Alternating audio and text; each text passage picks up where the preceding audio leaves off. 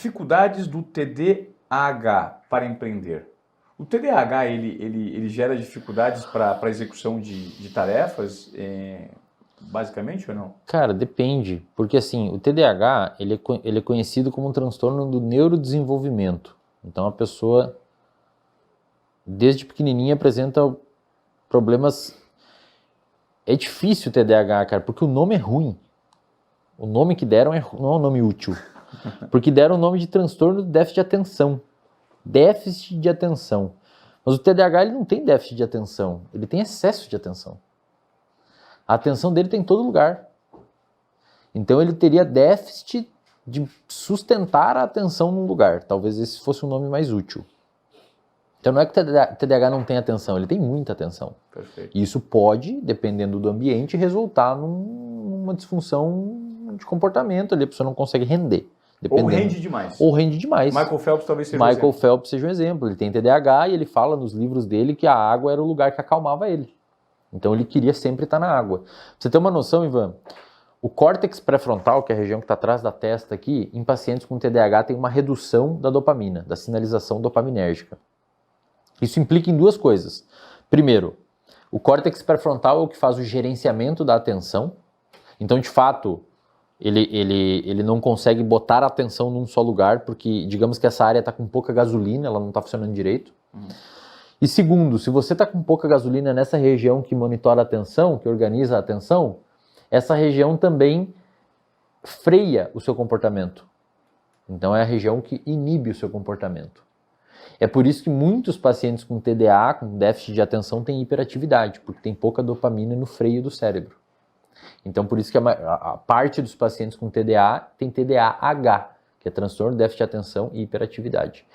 Então você vai ter ali na sua frente, cara, uma pessoa com uma atenção muito difusa. É como se a atenção de um paciente com TDAH fosse um tiro de 12. Espalha chumbinho para todo lado. Uhum. E uma atenção de uma pessoa sem TDAH saudável, com o ciclo circadiano organizado, sono em dia, tudo bonitinho, fosse como um sniper. Ele consegue prestar atenção no livro e nada em volta. O paciente com TDAH, ele tem como se fosse um tiro de 12. Então ele está lendo o livro, mas o celular vibrou, deu um barulho na rua, ele joga atenção em todo lugar. Qual que é o mecanismo de tratamento? Psicofarmacológico, por meio de medicamentos que aumentam a dopamina no córtex pré-frontal, e comportamental. Então ele tem que entender o ambiente, ali, construir um ambiente que favoreça a atenção dele ficar ok. Empresa. Aí que tá.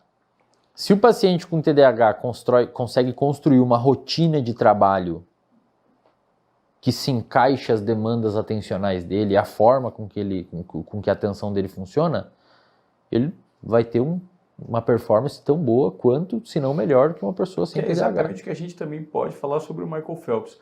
O tipo de exercício ou de modalidade que ele escolheu para a performance é o que favorecia uma característica dele. Exato. E assim, eu diria que se o Michael Phelps estivesse talvez praticando um esporte que precisasse gerenciar várias coisas, talvez ele não ia ser, talvez vôlei. Se ele fosse um quarterback, por exemplo, talvez não ia funcionar, cara. Talvez não ia funcionar. Ó, o nome de quem perguntou deixa eu dizer aqui, essa pergunta foi feita pelo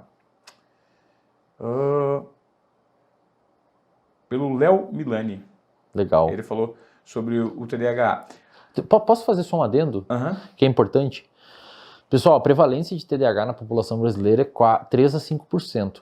Então, a cada 100 pessoas, 3 a 5 tem TDAH. Se você tem problema de atenção e você acha que é TDAH, toma cuidado, porque pode não ser. Você pode estar dormindo mal, você pode estar se alimentando mal, pode ser uma série de outros fatores não TDAH. Então, antes de tirar qualquer conclusão baseada nos sintomas que você está lendo na internet, procura ajuda de um profissional para te ajudar, e principalmente não toma medicamento sem indicação de um psiquiatra, porque por vezes você não tem TDAH.